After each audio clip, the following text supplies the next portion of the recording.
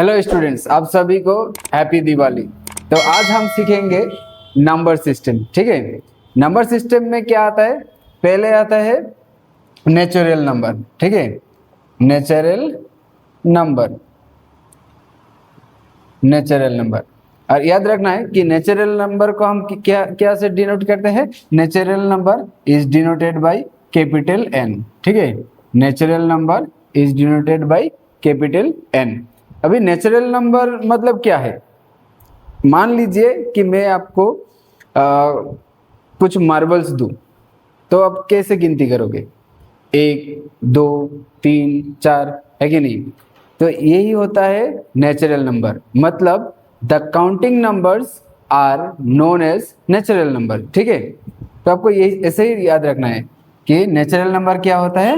The counting numbers, जैसे कि 1 2 3 4 and so on up to infinity तक। ठीक है, कुछ भी आपको दिया जाए, कुछ भी आपको दिया जाए तो आप उसको कैसे काउंटिंग करोगे, है ना? वही नेचुरल नंबर है, बस, है ना? नेचुरल नंबर के बाद आएगा होल नंबर। ठीक है, होल नंबर, होल नंबर। और याद रखना है कि होल नंबर को कैपिटल डब्ल्यू से डिनोट किया जाता है, कैपिटल डब्ल्यू, है ना? Whole number is denoted by capital W. Okay, अभी होल नंबर क्या है? ये तो नेचुरल नंबर था, काउंटिंग नंबर, है ना? अब होल नंबर क्या होगा? है, होल नंबर क्या होगा? नेचुरल नंबर के साथ अगर आप एक जीरो ऐड कर दोगे तो वो क्या हो जाएगा? होल नंबर हो जाएगा। जैसे कि 0 1 2 3 4 and up to infinity. Okay, बस नेचुरल नंबर ही है। Whole number is also natural number, but there will be zero along with. Okay, समझ में आ गया कि क्या नेचुरल नंबर होता है, क्या होल नंबर होता है?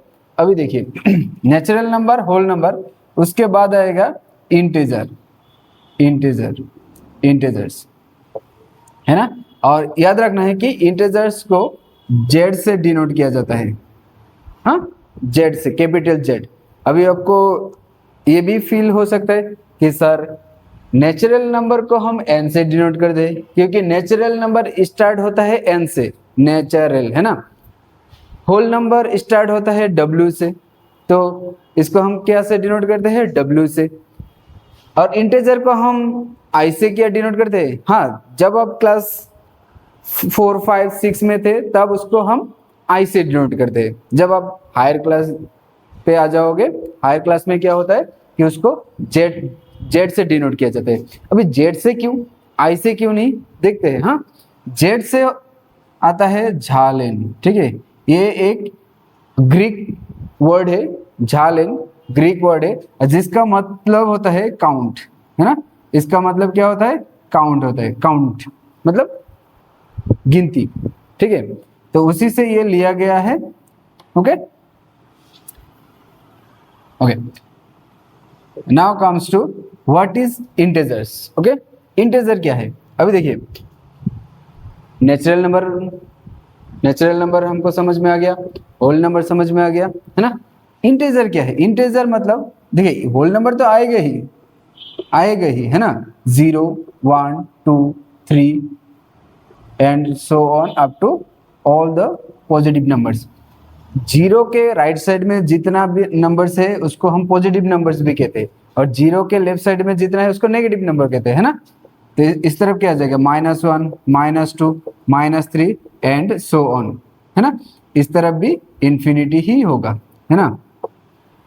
तो कैसे याद रखोगे कि zero, the positive numbers along with negative numbers is called integers।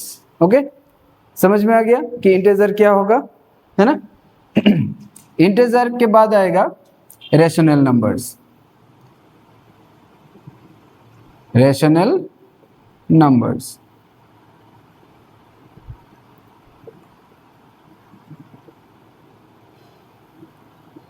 Rational number, अच्छा, ये भी थोड़ा इंटरेस्टिंग है कि रेशनल नंबर में क्यू कहाँ से आ गया, है ना?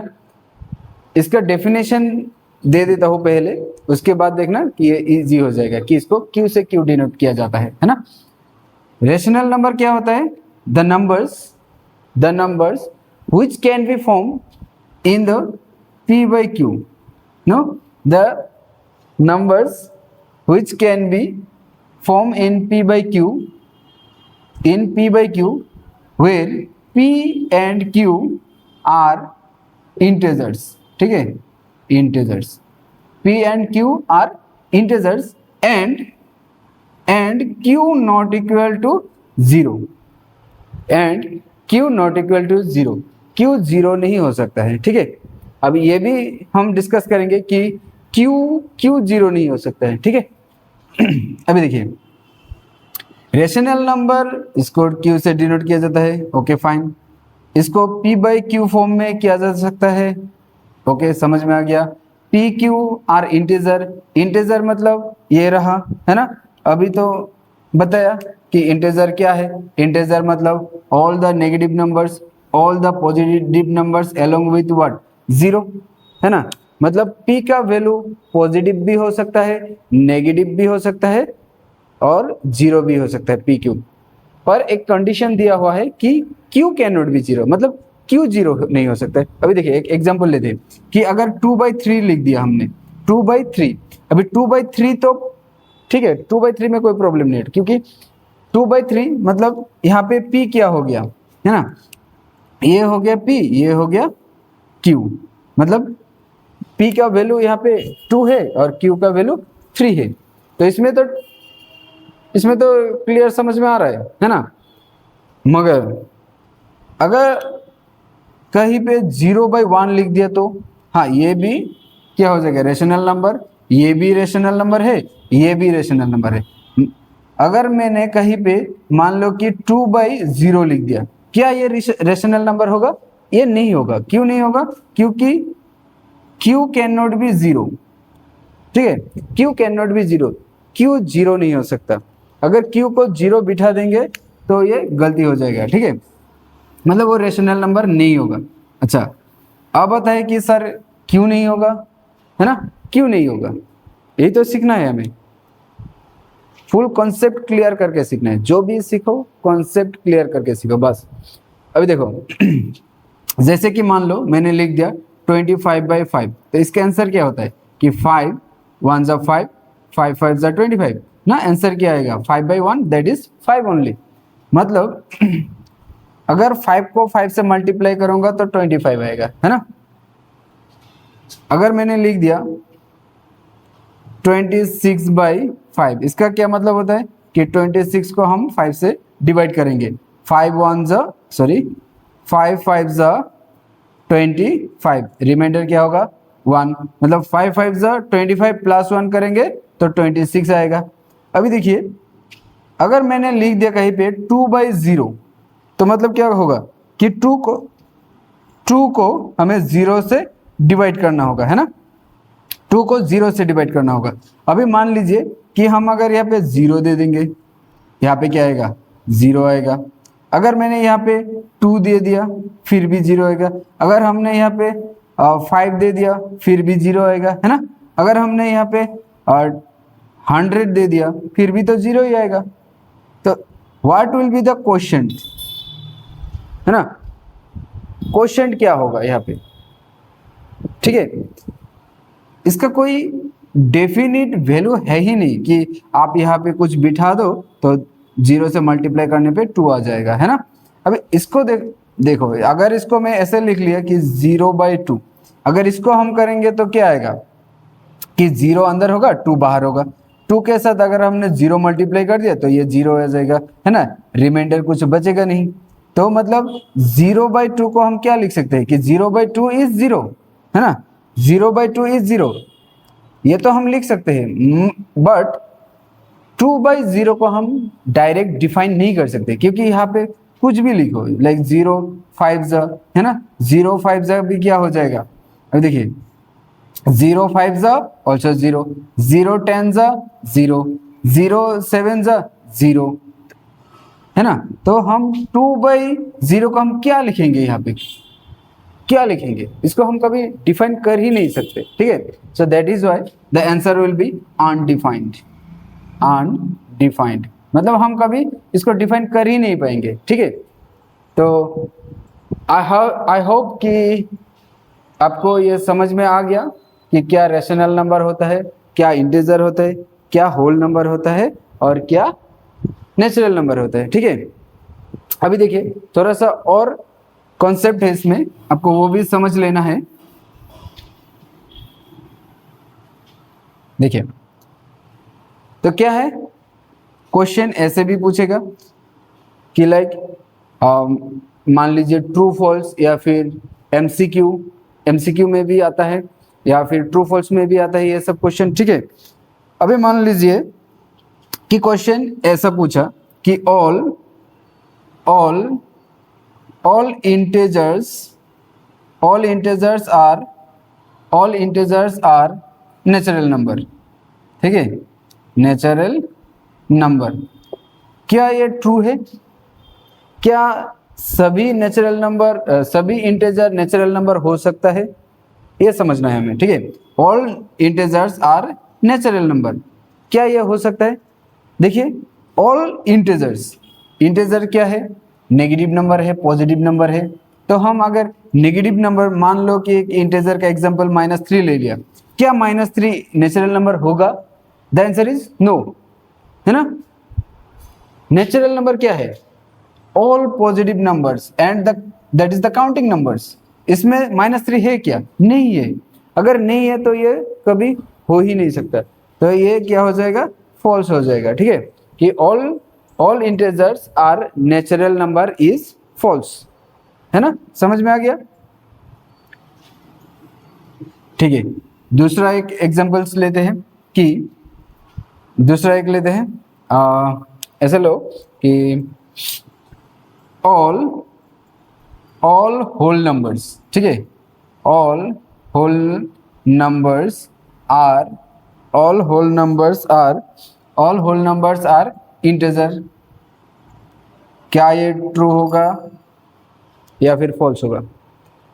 All whole numbers are integer. देखिए ऑल होल नंबर में क्या क्या आएगा? 0 1 2 3 4 5 अप टू इंफिनिटी, मतलब 0 and the positive numbers. In integer में भी 0 है, हाँ है। क्या पॉजिटिव नंबर्स है? हाँ है। तो मतलब all whole number are integer, ये भी होगा, ठीक है, ये ट्रू होगा। समझ में आ गया? समझ में आ गया सबको? ठीक है, और एक क्वेश्चन लेते हैं,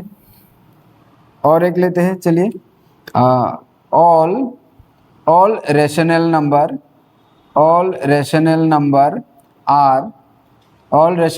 आर होल नंबर। क्या ये ट्रू होगा या फिर फॉल्स होगा? All rational number are whole number, ठीक है। रैशनल नंबर क्या था? फ्रैक्शन में भी होता है रैशनल नंबर, है ना।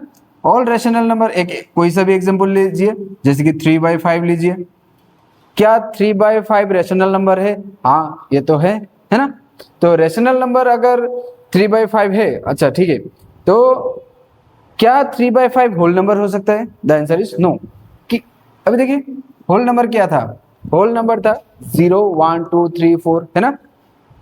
होल नंबर में क्या था? 0 and the positive numbers, 0 and positive numbers. अभी होल नंबर में कहीं पे भी क्या नहीं है? 3/5 नहीं है, मतलब the whole numbers can not be in fraction, ठीक है।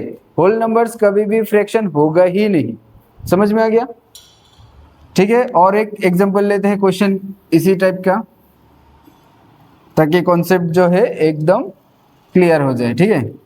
अभी नेक्स्ट क्वेश्चन लेते हैं कि all integer are rational number, ठीक है, ये लेते हैं रैशनल नंबर। क्या ये होगा कि all integer are rational number?